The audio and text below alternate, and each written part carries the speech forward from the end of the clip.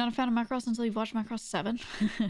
This is one of those things I find hard to describe people. They're like, what's it about? And I'm like, just watch it. Just watch it. And then they're like, you always listen to music from it. And I'm like, yeah, that's what it's all about, baby.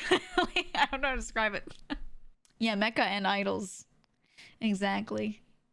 I like idols and I like mecha. And then they were like, what if we put them together? And then they left it like that.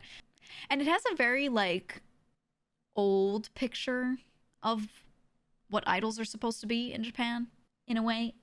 Where it's just someone performing who, I mean, maybe not all the Macross characters, but it's, you know, it's just someone performing and spreading some sort of message. They're very about a thing. And, you know, in the 80s and 90s in Japan, idols, or really the early ones from the 70s, 80s, idols were people who were supposed to spread joy and spread certain messages of Japanese culture, specifically how hardworking they are. We are the hardworking people. Let's not forget that. And, you know, we'll pull ourselves out of this because we're like that, right?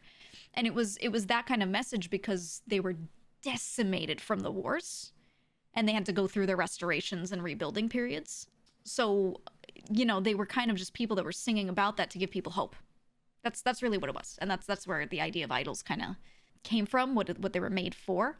And the word idol was specifically used because it's like someone you should look up to, but not just look up to because they're the greatest. It's more like they have the attitude you should strive to have as well.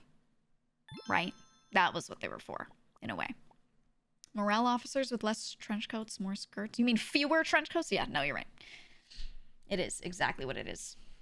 It was just also like, you know, the country was thrown into so much disarray and all this wartime stuff, and everyone was doing without. And a lot of that meant women doing without things that make them feel feminine, that are signs of femininity, right? People doing without anything luxurious, people doing without certain types of products that they would normally buy because they don't have the money for that. What's the first stuff you cut out? Cosmetics, things that are, you know, just for appearance and feeling good about yourself, whatever. That's what you cut out because you're just like, I need to eat food.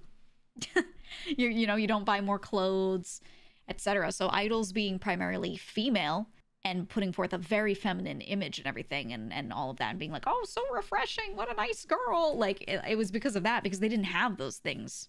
And they're like, hey, we're rebuilding and we could do this again. Woo, right? Yeah, jewelry is sold first. Exactly. So a lot of stuff that people used to decorate themselves, right, was just lost and sold off during wartime. So idols in Japan kind of showing up and becoming a thing mostly in the 80s, somewhat before that a little bit, was really just a result of all that time, right? They were just restoring the country. So it was an interesting origin. And people nowadays think of idol culture and they keep thinking it's something so different. And has it morphed from that? Absolutely. It's very different than it used to be, but like that's where it comes from, you know? And that's what the old music really comes from. The messages of them and everything. That's why there's also a lot of music from that time where they're singing about like sad things or hardship with an upbeat melody. And it's a little like, it almost feels like it doesn't fit. A lot of city pop is like that. Because it was just people like expressing a lot of thoughts and feelings that they had post and during restoration, right? So, I mean, what are they supposed to sing about? What the hell are they supposed to talk about? You didn't realize idol culture started in Japan? You thought it was Korea for some reason? No, though Korea really wasn't far behind. I mean, Korea always had singers. The same way Japan had like enka singers and stuff. Korea had a few different things, but a lot of their music right before idols kind of came about was called trot. There's this genre called trot music, and it is a style of older Korean pop before what you currently think about, which is like idol oriented. And it was like just random ass singers, usually like older dudes, some random ladies singing, and they would use a style of vocalization that was very traditional, but throw it over pop music. So the same way, I don't want to call it throat singing, like it's not the term for it at all. But you know, there are a lot of like weird intonations that they use and stuff, and they would do it. And the whole genre still exists today. It's relatively popular with like older folks. But that was kind of like the main kind of pop music that was existing, along with some ballad singers. Those were the two things in Korea. And then J-pop started happening. And basically the moment it happened, Korea was like, some of the artists over there were like, let's do it too. you know? Because it was kind of seen as like an American thing, and Korea was heavily influenced by America, but they kind of tried to not do American pop because they felt like they wanted to maintain their culture. And a lot of the culture in Korea had already been adjusted by the presence of the US Army over there.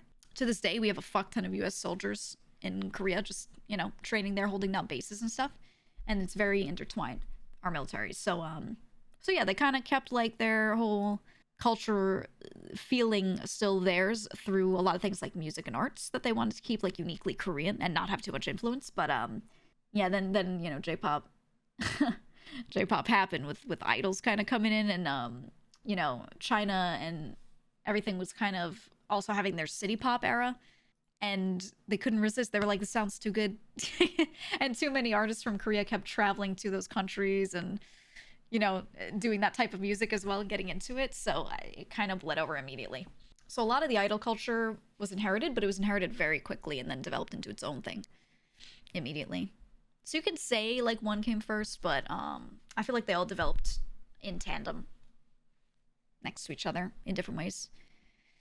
You said, Trot, it makes you think of music you've heard from North Korea. Yeah. A lot of North Korean music still is in the style of Trot or similar. Not exactly Trot music, because a lot of Trot was also made after the war, and after the split of the two Koreas. But yeah, it's kind of similar. If you listen to like North Korean music, where it's like, you know, all propaganda and they say "Uri nara" in like every song, you know, like our country is the most beautiful and whatever. A lot of it will sound reminiscent of Trot music, kind of. So you'll hear the similarity. But a lot of South Korean music was also like that, and then after the split, it just they just did whatever they wanted at that point. They got more globalized. For sure. Uri nara really took me back. Yeah, a lot of songs where they go like "manse" in the middle of it and shit. Like they still say it in the South, but in the North, it's very prevalent. It's very prevalent.